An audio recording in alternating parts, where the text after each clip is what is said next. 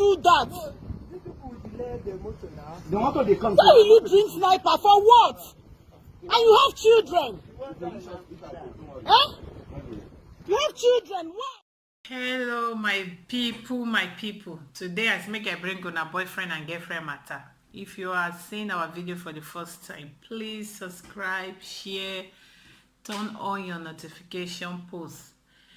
I saw this video a few days ago, but I decided to explain wetin I see say I go wrong for inside that video. Video of a lady make she drink sniper for Abuja. Sniper. She drinks sniper. Say her boyfriend cheated on her, I be her husband. In fact, her boyfriend. But she get children. You no think say she get children. She just drink sniper. Because of waiting. The boyfriend go cheat. Before I go into that one, make I first talk to the Nigerian government. May I hear say they don't ban sniper. 2019, normally, according to wetin I see for Google, they say they banned sniper. But sniper dey for Nigerian market as we speak. Nigerian government go set law, but they no dey enforce the law. Law made it for that country is uncountable. Law of this, law of this, law of this. They go even, before you know, this men go wear white, this men go wear yellow, green. So many uniform men for that, uniform men for Nigeria. They no fit count them. Different group, maybe say they're supposed to enforce the law. Nigeria government, they create, especially Lagos. Make I use example, may I start with Lagos. Lagos, uniform men, they are uncountable. But Lagos na the lawless states so far for that Nigeria. Lawless states. You can do anything for them.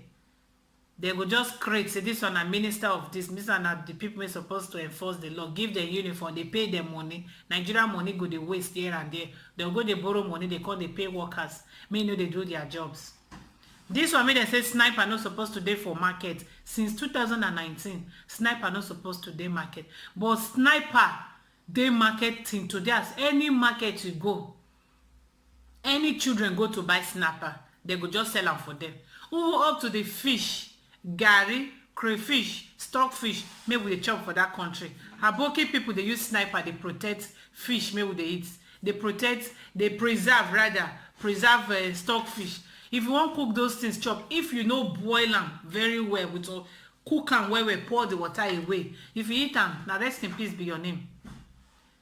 No law say, okay, they say me sniper no day, but where are the people? Where are the people made them pay say this now na job to make sure say sniper no dey? I be the way sniper they keep people for that Nigeria, they like them. I be na just another tricks for the government to just pretend as if they don't know. They made the Nigeria people, because we are jobless, we no kuku get sense. Anything come our head would they do. So we just leave and we use that way, take kill ourselves one by one. Because wetin sniper they do if this thing they poisonous like that? Wetin they do? May you go put sniper for person food. Nowadays, our young youth, if they don't frustrate, they don't see money take chop. Now sniper, they go drink. If their girlfriend get belay for them, they will go drink sniper. If their girlfriend cheat on them, they will go drink sniper. Either if their boyfriend cheat on them too, they will go drink sniper. Use sniper, poison your enemies. Use sniper, poison your friend. Sniper now the cheapest poison you can buy with less than 300. You don't kill somebody. And the government no want. The judge, they no want to enforce the laws. I mean, that's not the importance. The way Nigerians they die here and there for sniper, it good like that.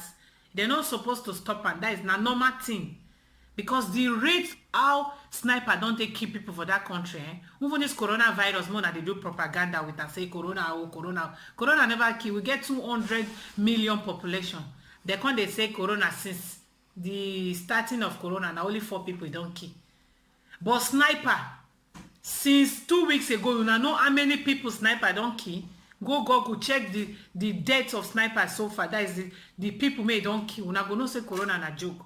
But sniper no yes say they enforce any law to stop them. But corona now may be say you know even day Nigeria propaganda. With the year how many billions upon billions may individual they pledge to take fights against corona. But sniper una leave them because na normal thing. I mean, because the corona na big man sickness. Because if to say na only poor men, this corona dey affect, I know say nobody go pledge. Make una leave all this propaganda, make una remove that thing wey una say sniper. As una don say una remove am, make una bring some military men, abi na some uniform men, make dem enforce that law, make sure say sniper comot completely for Nigeria, because e don kill many people. This young lady now una dey see for screen, beautiful lady, her name was withheld, they no put the name, but this one happen for Abuja. This lady, she just drink sniper because her boyfriend cheated on her. And the video, I go allow una to watch the video. At the end of this video, I go put this. It was about 1 and 30-minute video. Make una see how they carry oil to take, maybe give her whether she fit come back to life. Even one woman dey for there, they say, why you go kill yourself? Beautiful lady like this, kill yourself and you get children. She no even think whether she get children. No, all in own now, make it die. As he don't die now, maybe the guy no go follow man and woman again, because some women and some men make una they get cheat on me, the boy cheat on me, they go they kill una self. If una die for this life, if una reach heaven or fire, una punishment go plenty. Wetin rich make you take your own life? As you die now, the guy no go cheat again. Or as you die now, your children, who will take care of your children? Another woman must come take care of your children. I don't know, these days our youth, after Buhari go say na be lazy youth, now go say Buhari, why Buhari go talk like that? Indeed, we are lazy. If you get better job, may they do, may you go dey think and say better. If that lady get job, may they pay and come on 50,000 naira, you no go kill him, you no go kill herself, because you go dey think future ahead, they bright. Una no get job, jobless people, una go just sit down, they carry one here and there, get belle here and there. Then una go dey kill una self with sniper. If you get work, you no go think whether somebody cheat on you. You na go carry kerewa for head more than una education, more than una career. You go see the way some boys go dey drink tramadol, codeine, just to make the thing rise like this, make it stand. The energy make they take they stand that thing. You no go use and stand your career. All the medicine make they carry that thing up. Una know am. The women too, all the Brazilian hair make go dey shine for head to take find men. Una know am. Una no know anything apart from that one. Now you make the government cuckoo leave sniper more than the cuckoo they kill una self, as na no get sense. You go kill yourself, find girl like you even get children. I don't even know say she get children. A person made they talk for background, their neighbor. Your children. I say, see, you just waste yourself. Now this kind dead, then they call her rest in peace. Now rest in pieces. As you die now, the man no go cheat again. You die, they cheat on me, he carry another woman. Who can't tell you say wetin the man carry for leg, now only you get am? Abi who can't tell you say wetin the woman carry for leg, now only you get am? Because some men too they poison themselves because she cheated on me. Especially the men may go kill. I see one video of one year Nigerian Biafra Igbo guy made for India. They cry, I want this Natasha to know that I want to die for her sake. You be goat. You won't die. You even call, if you won't die, you don't know as they tell they die. Must get cheated on you or get no grief for you. You can't come. You want kill yourself. Man, 2020. Now woman cheat on you, you won't kill yourself. Or you fight your fellow man because of woman yash. You are a born by mistake. Your mama no born you well. To fight for woman like you, fight man like you because of woman. Or kill yourself because of woman. Or kill yourself because of man. Now waste product now na forbid. You know rich, you know what time? Go and work. Or the one may happen for data. The man go hang himself, say him wife go dey tell neighborhood, say he no sabi kerewa again. In kerewa, in this thing they rise. You are a disgrace.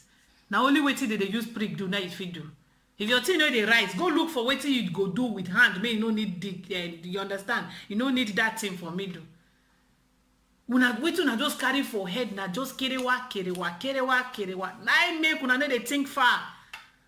Na I make government don't use una do anyhow, use una play ball because they know I believe those youths jare na kerewa youth. Kerewa na full una head. How una want to fight for una rights? Show what I said, may come say, can they help una? Show what for just kuku leave Nigeria, mo una sink. Because if you can't help una come up for that bondage, una no go realize, una no go even know how e take do am. Kerewa youth now we get now. The youth made they think far for that country, no plenty.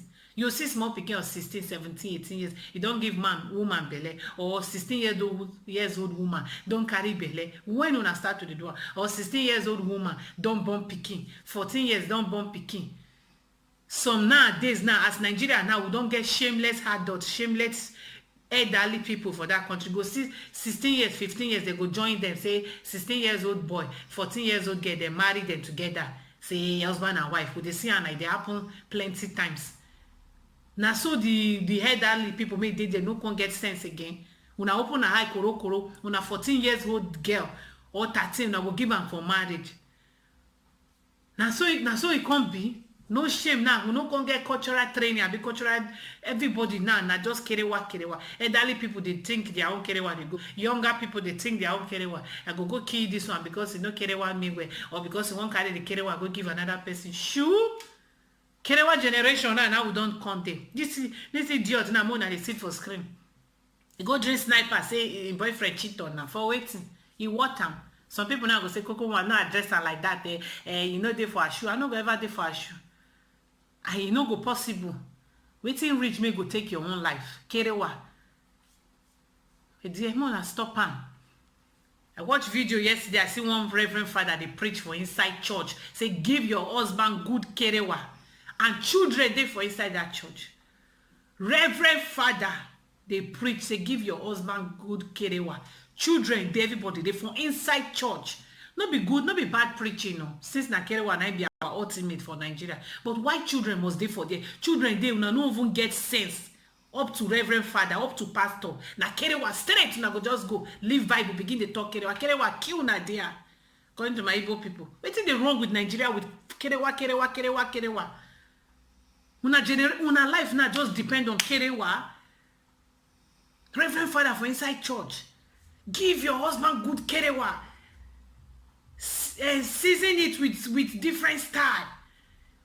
Children up to 4 years, 5, 4, 6, 7, 11, small children were there. Reverend father, you are a shame and disgrace to reverend fatherhood. Now good preaching, but let the adults gather. May una just preach, men and women. No be where children they una no get respect for children. Go they talk kerewa for public. After we go say, after we come produce, what do we want produce? Make reverend father go they preach kerewa for church, children they there. We go say all these our so-called celebrities, they go come online, they talk about kerewa. Some go encourage you now to go they use vibrator and go they show their smelling yash for social media. Una kerewa generation now we just dey now. Now make if your boyfriend go cheat, you kill yourself because you don't come out the kerewa for your life. Make una go work. Joblessness, now be this one. How many people get work for that Nigeria? You can count them. We get more than 200 million people. 200 million. People may get work, not 500,000. Make una go work. If una get work, more than they do now, don't go work. Body don't tire. You come back. If they touch you for kerewa, you go say no. May you go work, your husband go work, or you go work, your boyfriend go work, girlfriend go work. Kerewa go be the last thing. But una know they go work. Sit down morning to night. You watch Africa Magic from one station to another station. You go watch part 1, part 2, part 3, part 4. Only you go sit down morning, watch 20 night. What you gonna remain again? You go no be kerewa be the next thing. Buy a go drink. See, if I don't like this government, for the fact that they discipline una nyash, I like this government for that thing. They let una know say when you kerewa finish, you go chop. You know just kerewa. You be kerewa, you chop. And when you kerewa come born picking, you go train the children. I thank God, Nigeria government they even give una 1,000 help una like another country. They know they help una the way another country they help now. I know they see the way some of our girls they plenty for where it happen for Germany because they give them. You understand? Make them try for Nigeria now. Then go chop their nyash. Nigeria government, you do anyhow, you see anyhow. Now be the government. I like them for that. I beg people for Nigeria, I'm gonna stop all this kerewa. Anyway, I'm gonna continue to the kerewa. I see the way kerewa don't put food for the table, plant corn, I be harvest the corn. See young lady now. She go rest in pieces. She no go rest in peace because she no think of her children when she left behind. They just kill herself for one boy. Which boy? What am? your pikin, your children, no think, and your children know the importance at all. Now the carry one, make them go carry one another woman. Now that one, I'm paying you pass to fear aqua. You go rest in pieces. Make I stop am for this place. Make I dey wait for una comments because I know say some people dey anyhow you talk and they go attack you. I'm not ready to please nobody. I dey talk am as it be. This our channel and I say it as it just be. No plus and minus. Our kerewa hodge, abi kerewa idea, media kerewa. Make una stop and go and walk. You there abroad, you there for Nigeria, anyway, Nigeria especially, go, because people may there abroad already, we know where we dey. Nobody go tell you say kerewa or no kerewa. Now you know it, you go pay your rent. Nigerians made there for Nigeria and they talk, go and walk. Government, take action. This sniper, remove am. Bikonu, remove this sniper because he don't kill many people past corona, past typhoid, past anything, malaria. Remove sniper. The youth, man and woman, make una go work. Men especially. You see those your press up. Maybe you don't do press up well, all everywhere don't big. Use and go find work. No, they press am for person picking body. You understand? All those una cucumber riser. Una go drink, everything go raise like this. Make una go find work. Go and look for job. Man and woman, look for job. Boys and girls, look for job. No just get belle, born children here and there, begin to call your loved ones for Oyibo country. Hey, I beg, give me to send money for me. Oh, he had, oh, I broke. Oh, wait till you work before you broke. Broke, send money for me. You get job, made the work before you come broke. No, but for kerewa, you dey kerewa 20 times in a week. More than people made they get job. People made they work, say maybe say they get money to take care of the, in case they kerewa say produce pikin come, they get money to take, but they need the kerewa. You may you no get work.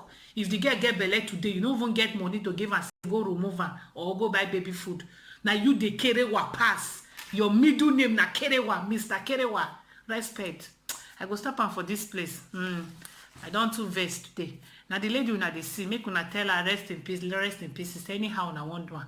To me, she no go rest in peace because the children she left behind, God go put all the sin. Make I stop on that. Thank you for that time. One love.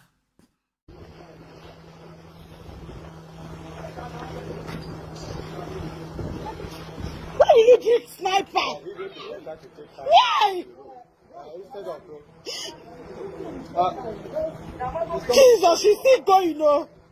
Press her chest, Yeah, man, chest. Press her chest. Press her chest. Be pressing her chest. Be pressing it. Be pressing it. Be pressing her chest. Why will you drink sniper? For what? See how beautiful you are. Huh? See how beautiful you are. Why? Why